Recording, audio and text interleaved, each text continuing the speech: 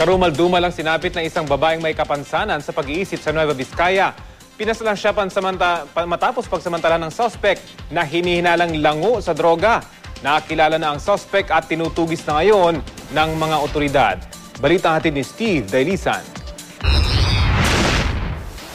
Matinding hinagpis ang nararamdaman ng amang ito dahil sa kalunos-lunos na sinapit ng 23 taong gulang na anak niyang babae.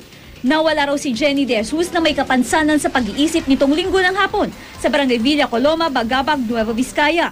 Kinabukasan, nakita ang katawan ni Jenny na natatakpan ng mga dahon ng saging sa isang masukal na lugar ilang metro ang layo sa likod ng kanilang bahay. Dito niya na may black eye po dito, tapos yung bunganga niya, ang daming dahon na nilagay, tsaka lupa. May ipinasok pang kahoy sa ari ng biktima at gamit ang dugo ng biktima, isinulat pa ng sospek ang kanyang pangalan sa hita ng biktima. Kinikilala ng pulisya ang sospek bilang si Archie Flores na posible raw lango sa droga. Ang dahilan po siguro kung bakit pinagsamantalaan itong suspect dahil nag-iisa po ito sa kanilang bahay. Patuloy na ang manhunt operation sa sospek.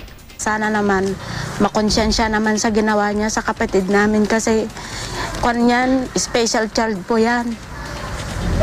Gusto ko lang sa kanya po sumuko na sana para managutan naman yung ginawa niya sa kapatid namin. Katrina Son, GMA News.